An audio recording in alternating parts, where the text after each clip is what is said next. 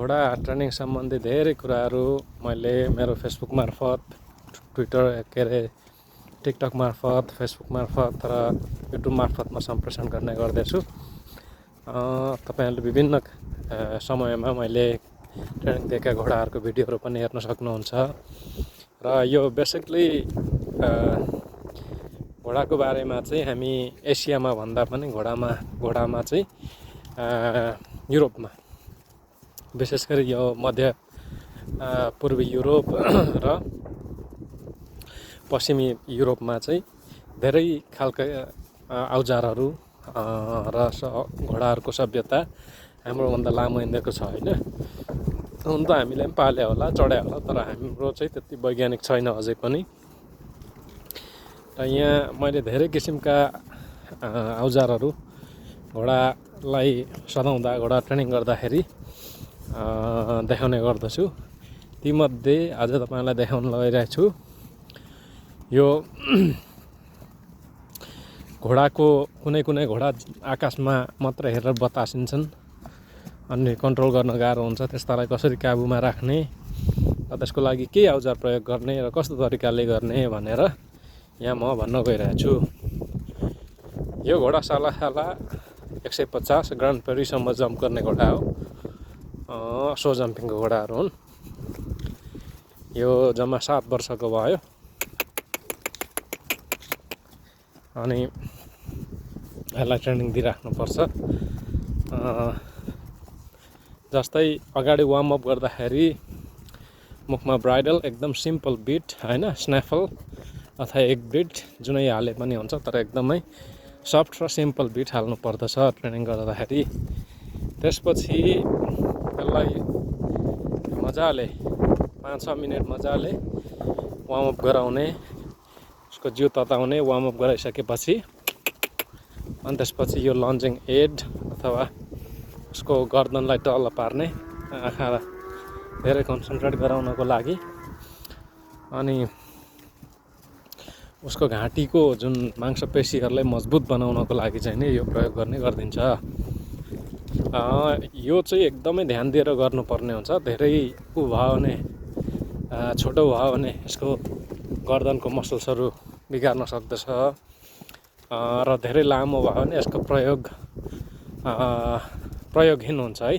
यसको कुनै मतलबै र अर्थ नै रहँदैन। त्यही भएर ठिक्कको राइट ट्रेनिङ अनि राइट एङ्गल र राइट लेन्थ हुनुपर्छ है त ल। जस्तो पायो त्यस्तो तरिकाले गर्नु हुँदैन, घोडाको मसल्सहरू बिग्रिन्छ। त्यही भएर एकदमै एक्सपर्ट अथवा यो सम्बन्धी केही जानेको विज्ञहरूसँग नै गर्नुपर्दछ है त। अनि त्यसपछि यो जुन खुट्टामा लाउने हरू छ, हुप प्रोटेक्टर भन्छ, उसको खुरलाई के अरे पछाडिको खुट्टाले नटेकोस् भनेर लगाइदिने हो तल खुरमा होइन। त्यो सिम्पल एउटा जुत्ता जस्तै हो ल। कमन। अनि त्यसपछि अगाडिकोलाई चाहिँ अलिकति मासतिरकोलाई चाहिँ के अरे प्रोटेक्टर भन्छ है त। त्यो पनि उसको के अरे उहरूलाई प्रोटेक्ट गर्नलाई। मेरो यसको स्टिक अलि राम्रो भएन, त्यही भएर अलिकति यो जुन खुरभन्दा मासतिर लाउनेलाई चाहिँ हुप प्रोटेक्टर, त्योभन्दा माथिकोलाई चाहिँ प्रोटेक्टर है त है। त्यो लाउँदाखेरि के हुन्छ भन्दाखेरि यो सानो इन्क्लोज सर्कलमा अथवा सानो ग्राउन्डमा खेलाउँदाखेरि चाहिँ त्यसको मांसपेशीहरूलाई चाहिँ जोगाउँछ है त ल। त्यसलाई बिग्रिनु दिँदैन अनि धेरै प्रेसर पर्दैन त्यो लाउँदाखेरि है त।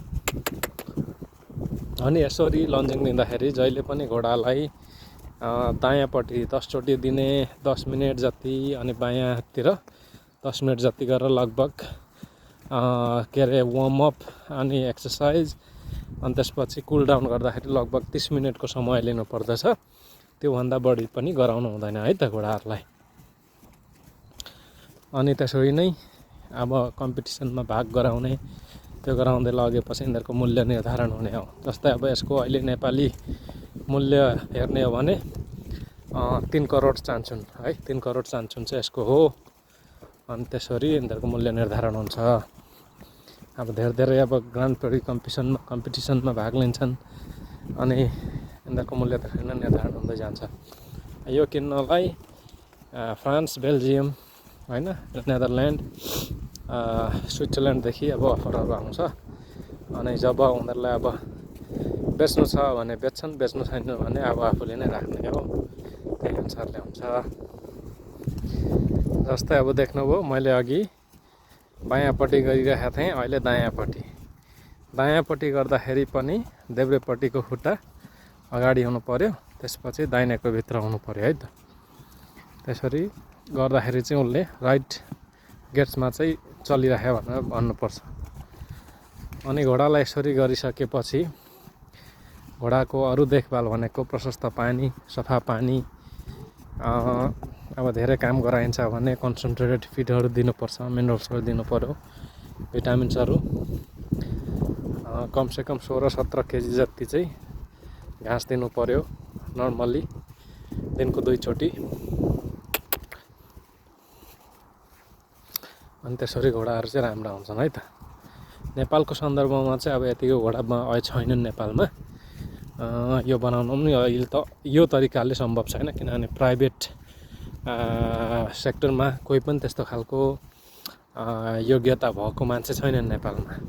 सामान्यतः इन्डियाबाट ल्याउने त्यो टट्टु घोडाहरू हो, त्यसले यो जस्तो जम्प गर्न सक्दैन है त। मारवाडी साडवाडी जेसुकै भने पनि, किनभने तिनीहरूको ब्लडमा त्यो छैन। तर तिनीहरूसँग चाहिँ के भन्दाखेरि नेपालको भौगोलिक अवस्था र भौगोलिक के अरे जटिलता हेर्दाखेरि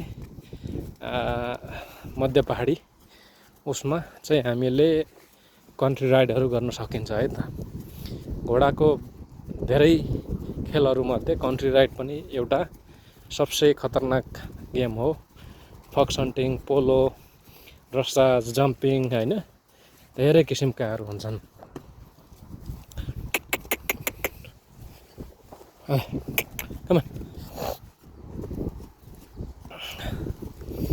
अनि घोडालाई कुट्नु हुँदैन।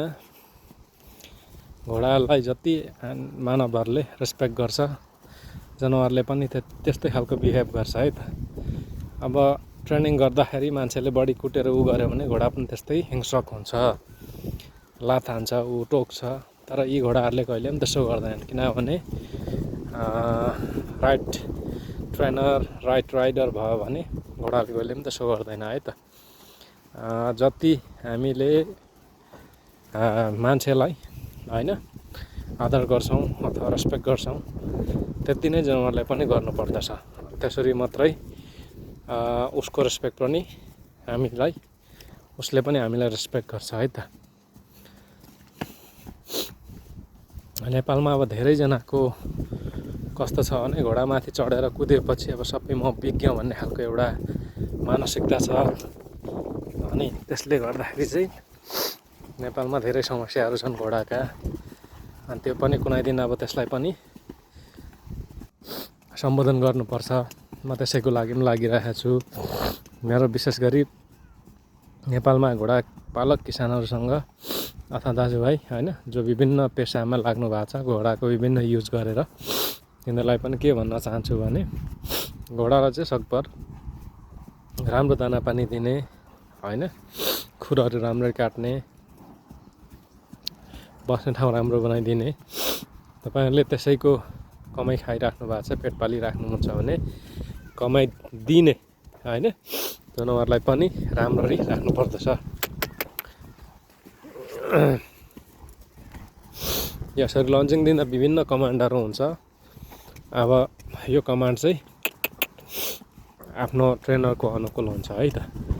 योभन्दा पहिलाको यहाँको मालिकले चाहिँ यसलाई अप भन्दो रहेछ। जस्तै ट्रटदेखि क्यान्टरमा लाँदाखेरि म चाहिँ कि त सिटी बजाउँछु होइन गरेर यसलाई चाहिँ ट्रटमा, अनि क्यान्टरमा लाँदाखेरि चाहिँ म चाहिँ जिब्रो पड्काउँछु है त। क्यान्ट क्यान्ट हो, यसरी पनि बुझ्छ। तर यसले अब उसको मालिकले पहिला जसरी गरेको थियो अप अप यो भन्दा नि उसले बुझ्छ है त। किनभने जसरी ट्रेनिङ गरेको थियो त्यसरी नै बुझ्ने हो। यस्तै अरू खालका भिडियोहरू हेर्नु मनपर्छ भने मेरो च्यानललाई सब्सक्राइब गर्नु है त ल।